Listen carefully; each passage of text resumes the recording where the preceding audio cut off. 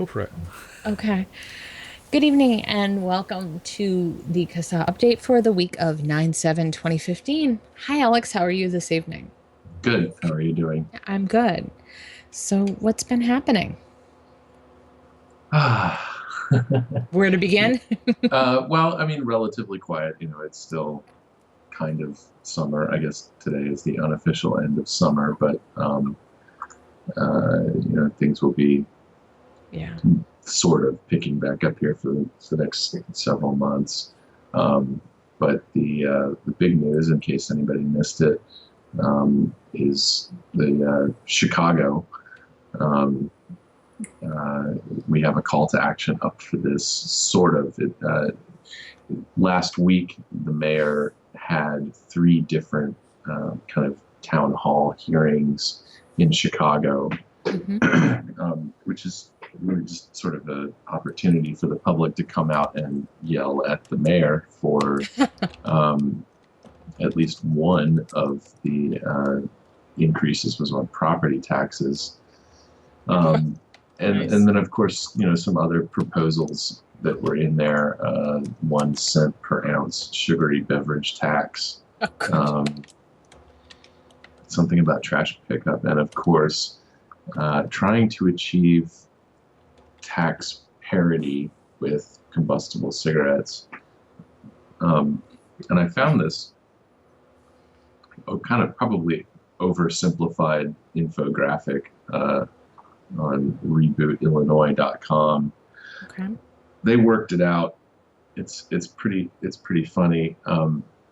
They have a picture of an ego style with a CE4 e-cig setup here, Right. and if you e-cig 5 times a week at 52 weeks, it'll cost you an extra $1,864 a Holy year. crap.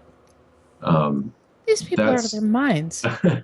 Yeah. Again, we sort of have policymakers doing estimates based on what they see a cigalike brand going for at the convenience store, or guessing what.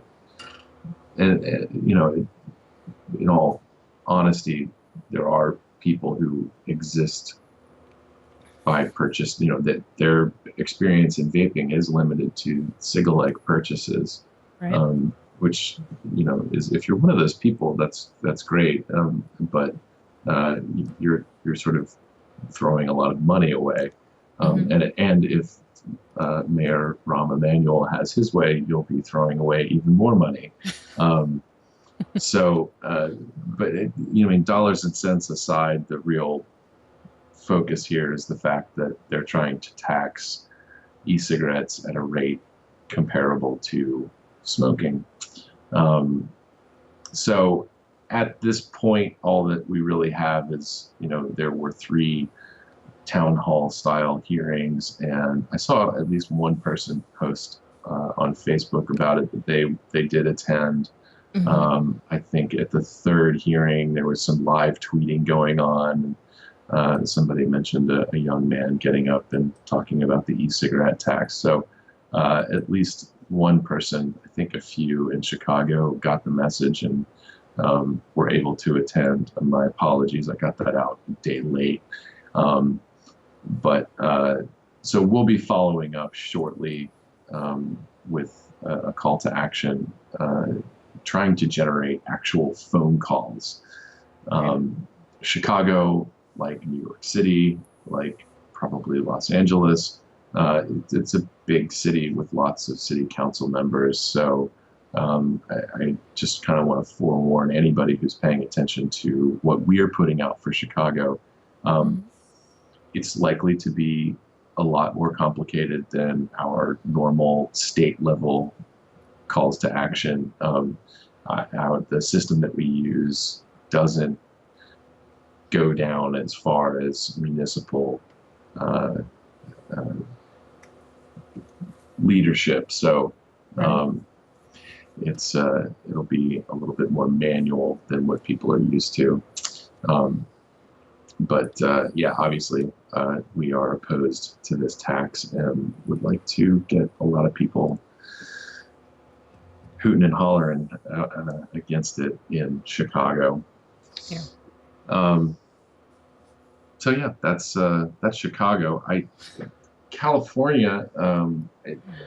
I don't really have much. I don't have a substantive update for this, other than to say people should continue emailing California lawmakers and calling them. The big push last week was to get people to make phone calls. So I should probably send out another reminder to California vapors to participate in our call to action. I am looking up right now. I just want to see where we're at in terms of how many people have participated. Okay. In an email campaign. This is pretty dismal. 1,500 people have sent emails in California. That's, I mean, as far as advocacy efforts go, that's Right. above average, I guess, considering we have a little under 5,000 members in California. Right. But yeah, I think that there are some people that are pulling a lot of weight in California, and they're doing a good job, I think. But I don't think that should be a signal to the rest of the state that you guys can just kind of let them do the work. It's very important that everybody participate in these calls to action, and yeah, support the people who are pulling a lot of the weight. Yeah. That California thing is just, yeah, it's not good. And California is kind of like New York. Anything that happens there is going to happen somewhere else. Yeah, they're trendsetters, and being the most populous state in the country,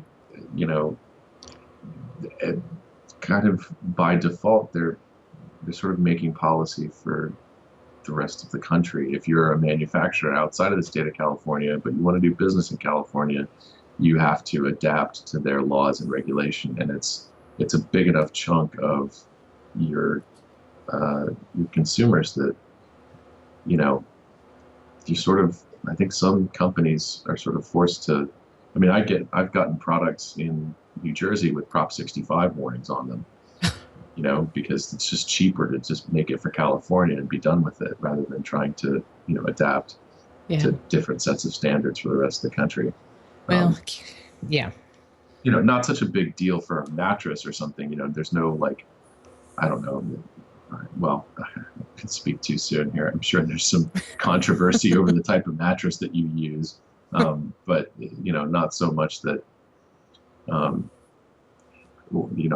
there's not a huge public conversation, national conversation about the harms of this mattress versus that mattress, or we're not trying to convince people to move towards mattresses that, rather than sleeping on mats on the floor that are killing people. I'm trying to think of the analog here. Sorry, it was a long, hot day today for me, so I might forgive me if I'm a little bit loopy. Yeah, but you got to meet what's his face from Sonic Youth. Mm-hmm. That's one of the fringe benefits of my job, is that occasionally a very friendly and well-known rock star shows up and rents a van. So it's kind I will of nice. say, if nobody has had the pleasure of shaking Thurston Moore's hand, I recommend it. He's a very, very friendly human being. That's kind of nice to hear that, though. Yeah. You don't always hear that about famous people. So far, we've had 3 out of 4 members of Sonic Youth rent from us, and they've all been super friendly and super excited to, do what they do. So it's pretty nice. Thing. Yeah. Anyway, enough about me. Tell me about what happened with the CASAA Research Fund. Well, we've reached our goal, as far as I know. I think we were probably a couple $100 shy or something like that. Nothing nothing too terrible. But yeah, that project is for all intents and purposes fully funded, and I believe I don't think Carl has put out a formal timeline, but I think we're looking at something within the next 4 to 5 months. And for those of you who are not familiar, this is our a gateway study. Of course, well, I think in the interest of fairness, it's a study on whether or not there is a measurable gateway effect from initiating with electronic cigarettes and graduating to smoking. Unlike some popular tobacco control industry researchers, I don't think we walk into this with our minds made up saying, yeah, there's no gateway, we're totally fine here. Right. This is honest science. So I think we can all guess as to what the results might be, but I think, well, you never know till it's over. Yeah. But at least we know an honest researcher will be doing it, which is. It bears mentioning. I mean, Carl is very scrupulous about this stuff and has a lot of integrity, and in fact has very little qualms about being critical of what is perceived to be positive vaping research. I think, as anybody has seen with the recent Public Health England publication. Yeah. And just to put it out there, if anybody hasn't, if you haven't read Carl's blog posts on this, I myself am woefully behind, but 95% less harmful than smoking is really nothing to celebrate. Well, I think and I'm just going to say, I think they gave it a number, and I don't think it was really based on anything. It looked like it was arbitrarily picked out of the air. Now, I know why they did it, but I also know how it appears. From reading that paper, to me, I know it appeared like they were trying to force it onto the medical pathway. That's how it looks from someone who's not in the UK. And I think it looked like that to a lot of people who sat there and actually read it. And I know that was one of Carl's big concerns. And I don't blame him at all, because this is a consumer product, which is covered under consumer safety laws, or it should be. Medicalizing something like this is borderline extreme, if not completely ridiculous. So I understand his concerns completely. Yeah, I don't know how that would necessarily work in the EU or UK specifically. I mean, is that being medicalized? Is it just a matter of attaching the literature to the package saying this is to be used for smoking cessation, or is it that it's available only through prescription? Which, if it's available, I'm pretty sure it's only available through prescription. I mean, that's just that's like a slightly watered down form of prohibition. That's not, so that's not much to cheer about either. But yeah, it's the kind of silly analogy that you get from a lot of the tobacco control people is like, it's like, vaping is like jumping out of a second-story window compared to jumping out of a 5-story window. Like, that's not even close. But when you talk about 5% as harmful as smoking, that's actually a little bit more. That's a little bit closer to what they're talking about. I mean, there's a lot of things that are 5% as harmful or 95% less harmful than smoking, and those things will actually cause you serious harm. So it's yeah. But yeah, I didn't read the entire 111-page publication. I did, but I also read when they had done the bank bailouts. I read that. I've read all the pages of the Affordable Health Care Act and all the new pages of regulations they've added to that, because I'm a glutton for punishment. So having read that, I can give you my honest opinion of that. And that's how it looked to me. So, Um, so Oh, anything else? well, ordinarily we wrap this up by saying our testimonials project, which we will still do, but for those that may not have caught it, is it EVUN, the European vapors? Oh man, I'm gonna have to dig up this post. Anyway, there's a European version of our testimonials project that's live now. And Done, isn't it? I believe it's mystory.com. Hazel Mabe posted about it this weekend or late last week. Right. And so if you are outside the United States, man, I meant to research this, but I played a game on my phone instead. Well, that's okay. When legislative season really comes into full swing, you won't have time to do anything on your phone. Yeah, so, I need to, okay, it's not mystory.com. That's something written in Chinese, I believe. Anyway, there is a Facebook post about it. I believe it's on our main page. Let me dig that up.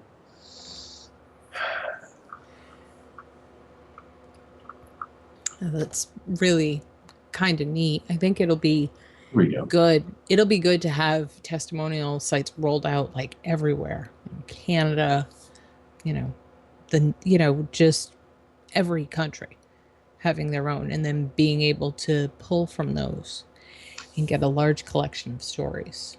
Absolutely. Because it really does affect us all. Go ahead. I found the link. It is mystory.evun.org.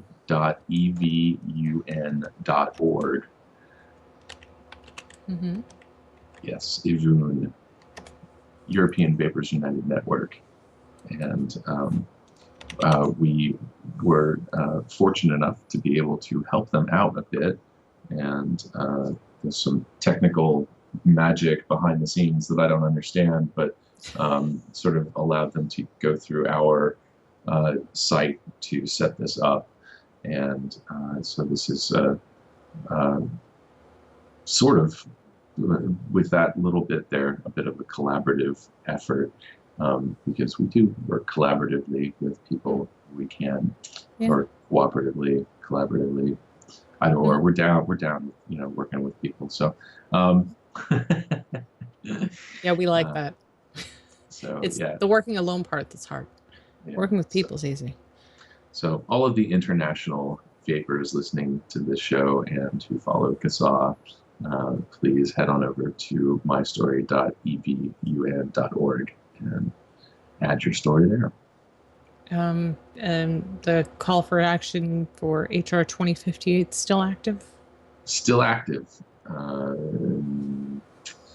Again, my apologies for August. I did not complete what could be a very, very valuable call to action, but suffice to say, over the course of the next few months, even there are opportunities where your federal lawmakers will be home, and you can actually check the calendar. So the House of Representatives calendar will tell you when there are week-long or more breaks in the schedule, and that's sort of your opportunity to get some face time with your representative in Congress. And I do need to develop kind of a leave behind sheet with some important points to remind them of your visit. But anybody can, of course, prepare that on their own. Don't say that vaping is 95% less harmful than smoking. Just leave that out. To be honest, I mean, the takeaway from that, back to the Public Health England thing, is that it's a completely different policy approach that they are taking, which is to encourage people to switch to these products. And so that's really the important thing to point to, is that, look, there are other governments that are choosing a different direction. So why don't we do that instead? Sorry, I just derailed that thought, but That's okay. I understood where you were going perfectly. I understood exactly what you meant. cool. But yeah, so it would be a perfect time to talk to your representatives since they are home for the most part. Yes, Some when of them. they are, Not all, when they, some when they they're are. there. Yeah. Yeah, I mean, normally you have to sign up on your, and I'm going to say it, I'm sorry, Julie, they're on your Congress Critters website to find out when they're actually going to be in the area, in one of their local offices doing the work they should be doing all the time. And you can set up an appointment to speak with them. You might not get to speak with them. Sometimes you'll get to speak with a staffer. But they are there for you to voice your concerns to, and you should take full advantage of that. Always. Very few people do. So, so I guess that's it for this evening. This episode, this podcast. Episode. Podcast, webisode, whatever you want to call it. Vlog. No, can't call it that. There's no video. No. For the CASAA podcast. That works. Yeah, that works. So thank you for everything you do for us, Alex. I really, really appreciate it. And I know everyone else does. And thank you, everyone out there who's a member of CASAA. And thank you for supporting us with the research fund and everything else, and responding to the calls to action and just helping us to help you. And if you're not a member of CASAA, please feel free to come on over to the page at CASAA.org and sign up. We want to help you to defeat ridiculous regulations. Thank you, Alex. We'll see you next week. Great. Thanks. Have a good week. You too.